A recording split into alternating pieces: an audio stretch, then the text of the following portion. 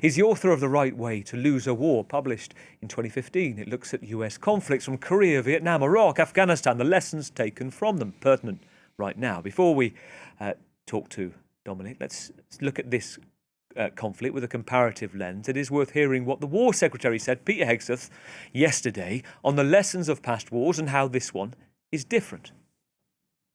The media here, not all of it, but much of it, wants you to think, just 19 days into this conflict, that we're somehow spinning toward an endless abyss or a forever war or a quagmire.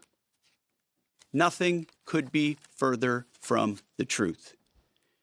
Hear it from me, one of hundreds of thousands who fought in Iraq and Afghanistan, who watched previous foolish politicians like Bush, Obama, and Biden squander American credibility. This is not those wars.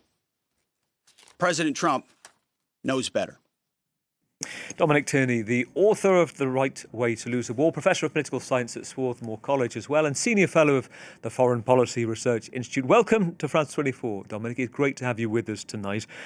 Just set out for us your book, kind of the potted history of it, and why the message within it. And I guess this is about how to get out at the right moment, pertinent to now.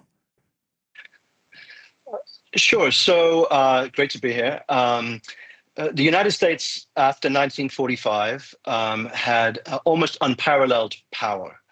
But the striking thing about America's war record since World War II is that the United States has barely won a major war. So perhaps we call the first Gulf War in 1991 a success.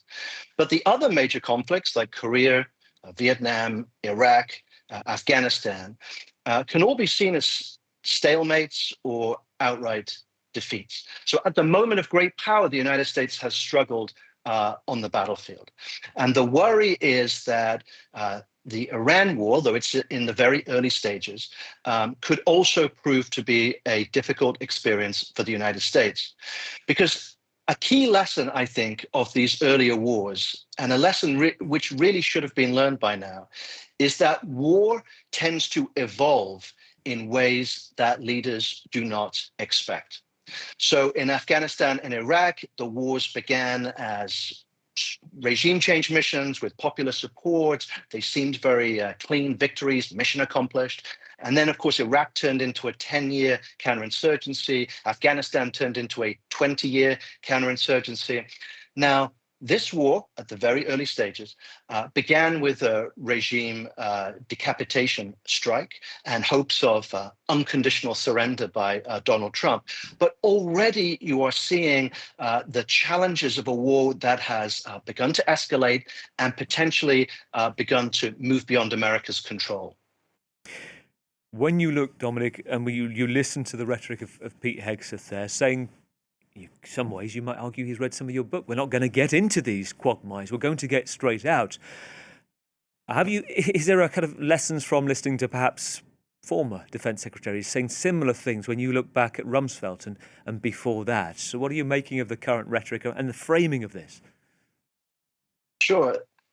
What I would say is before you start a war, you really need to have thought through not just the first step, but the second, third, fourth, fifth, and following steps, and even have begun to think about possible exit strategies that might happen, as well as possible scenarios in case things don't work out as you expect because of the fog of war and the unpredictability of war.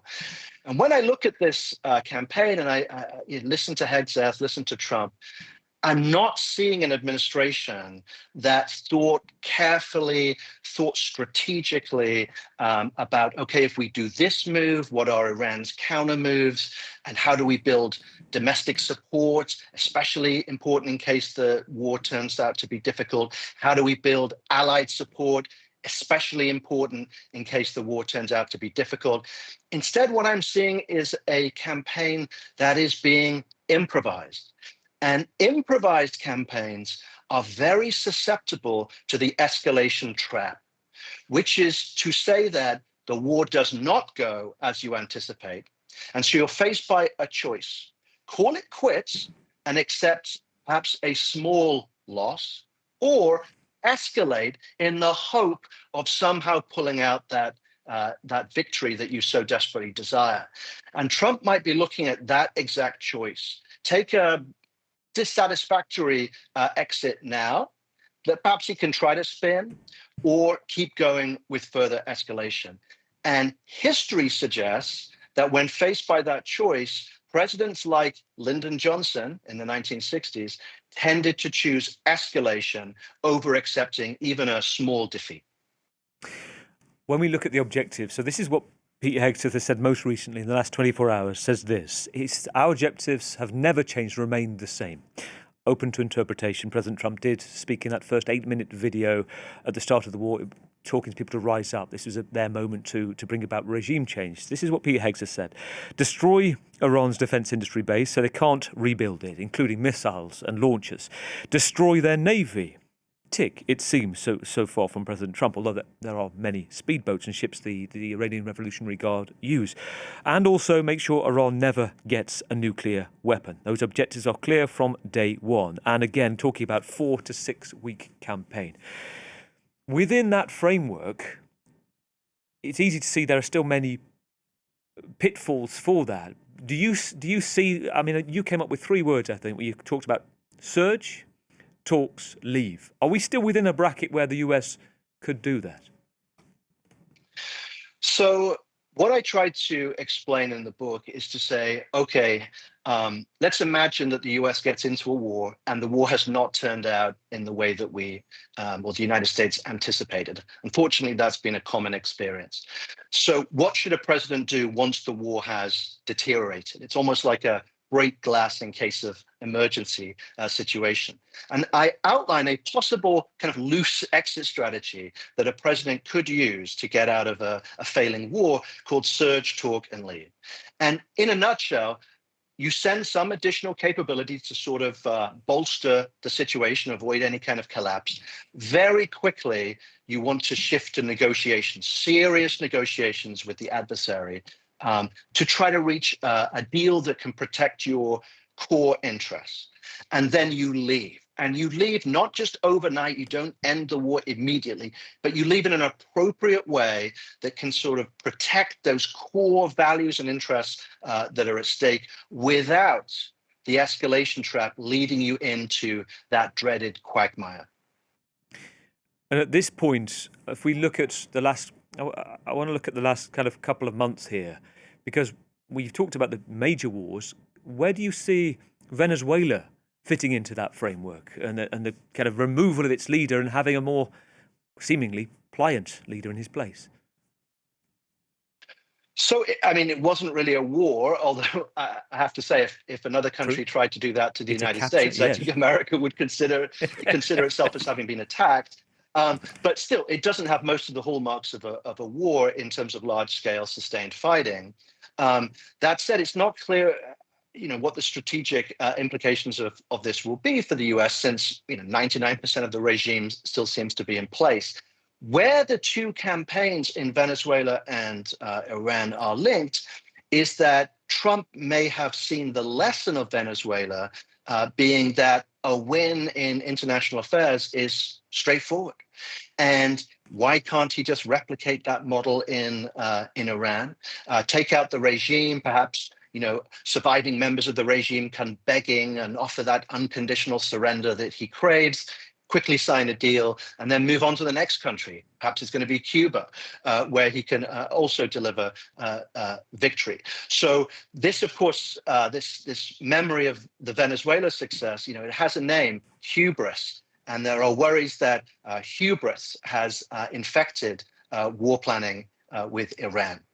Yes, and there are questions about the hubris trap as well, which was coined about success breeding success to overconfidence, to the point where you lead to your own failure. And of course, there's a lot of scrutiny on that. Talk us through, for those listening, very interested to where perhaps Pete Hegseth's inspiration might be coming from right now, to military leaders, philosophers past, which you point to in the book as well. So talk to us, for example, about the similar or contrasting views of the likes of Karl von Clausewitz, the Prussian military thinker involved in the Napoleonic Wars, and again you have Antoine and Henri Jomini as well, that fought for Napoleon's forces. These are still influencing today's school of thinking militarily, aren't they? Absolutely, and these classic authors are still widely read and discussed, for example, at the military academies in the United States and all around the world, and they still have a lot of sway. Clausewitz's classic observation is that war is a continuation of politics by other means. So war is not a separate domain. Americans often think that there's peacetime, and then there's wartime, and peace stops. The nation gears up for war, wins on the battlefield, and then afterward we return to sort of normal politics. But what Clausewitz would say is that that is a complete misnomer.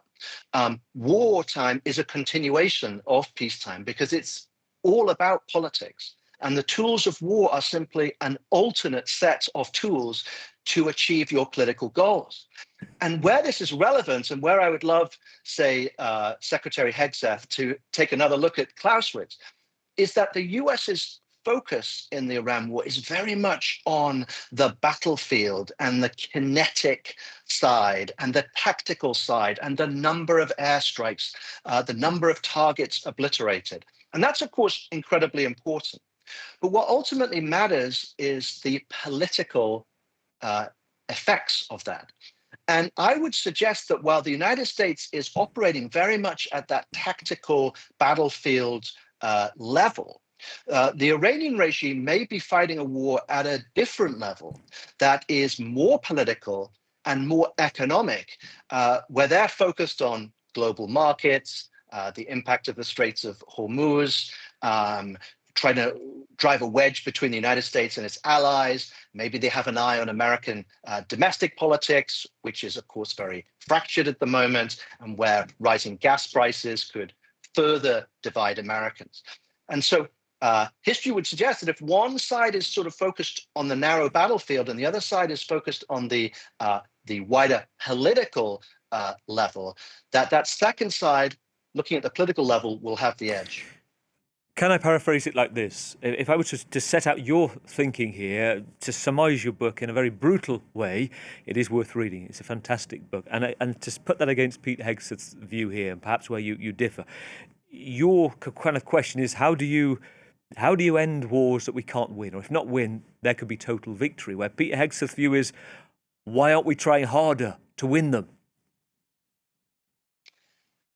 That's exactly right. And we would all love to have a blowout victory. It's no great surprise that there's a yearning, and perhaps Americans yearn to win and be victorious even more than people in other countries. American culture is a culture of winners.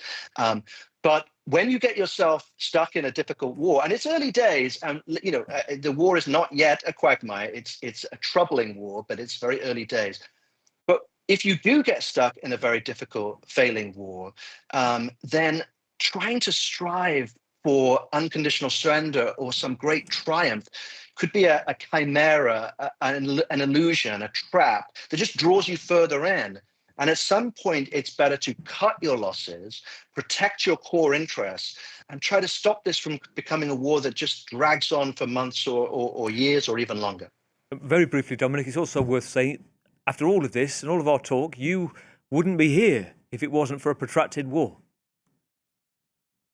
That is true. The opening story in the book tells a family story, and my great-grandmother's first husband was killed right at the end of World War I in the final days. And so she remarried, and because of that, I was born ultimately.